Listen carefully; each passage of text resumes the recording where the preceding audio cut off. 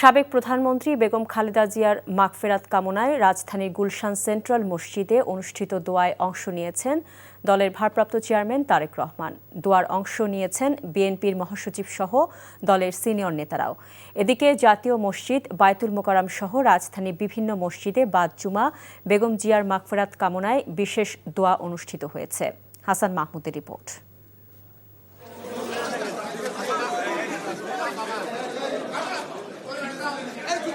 গুলশানের সেন্ট্রাল মসজিদে আসরের নামাজের আগেই আসেন বিএনপির ভারপ্রাপ্ত চেয়ারম্যান তারেক রহমান, তার স্ত্রী ডাক্তার জুবাইদা রহমান এবং কন্যা ব্যারিস্টার জাইমা রহমান। আসরের নামাজ আদায় শেষে শুরু হয় বেগম খালেদা জিয়ার রুহের মাগফেরাত কামনায় মিলাদ মাহফিল। মিলাদে অংশ নেন বিএনপির ভারপ্রাপ্ত চেয়ারম্যান তারেক রহমান, মহাসচিব মির্জা ফখরুল ইসলাম আলমগীর সহ বিএনপির স্থায়ী কমিটির সদস্য ও সিনিয়র নেতারা। মিলাদে অংশ নেন সহযোগী সংগঠনের নেতাকর্মী ও সাধারণ মুসল্লিরাও।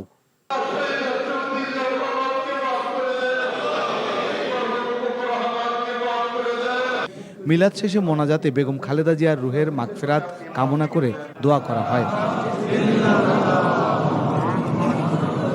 সবার কাছে আমাদের নেত্রীর জন্য, দেশমাতা বেগম খালেদার জন্য আমরা দোয়া প্রার্থনা করছি। আপনারা সবাই তার জন্য দোয়া করবেন যেন আল্লাহ তাআলা বেহেশত নসিব করেন। এই মহান নেত্রীর বিদায়ে আমরা আজকে সত্যি শোকাহত এবং আমরা দোয়া করি মহান আল্লাহ তাআলা তাকে জান্নাত নসিব করেন। বেগম খালেদা জিয়ার জন্য উনি খুব ভালো মানুষ ছিল। ওনা কি পরিমাণ ভালো ছিল এটা তো অন্তর থেকে প্রকাশ করা যায় না, বিশাল ভালো। এদিকে জাতীয় মসজিদ বায়তুল মোকাররমে বাদ জুমা বেগম খালেদা জিয়ার রুহের মাগফিরাত কামনায় দোয়া অনুষ্ঠিত হয়।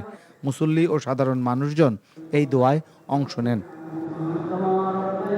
এছাড়া রাজধানীর কারওয়ান বাজার আম্বরশাহ মসজিদে অনুষ্ঠিত হয় দোয়া মাহফিল।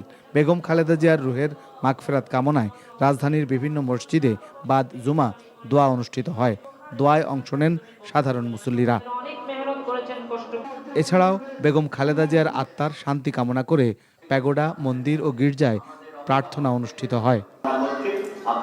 রাজধানীর ঢাকেশ্বরী মন্দিরে অনুষ্ঠিত হয় বিশেষ প্রার্থনা। এ সময় বেগম খালেদা জিয়ার আত্মার শান্তি কামনা করা হয়। Hasan Mahmud, NTV news, Dhaka.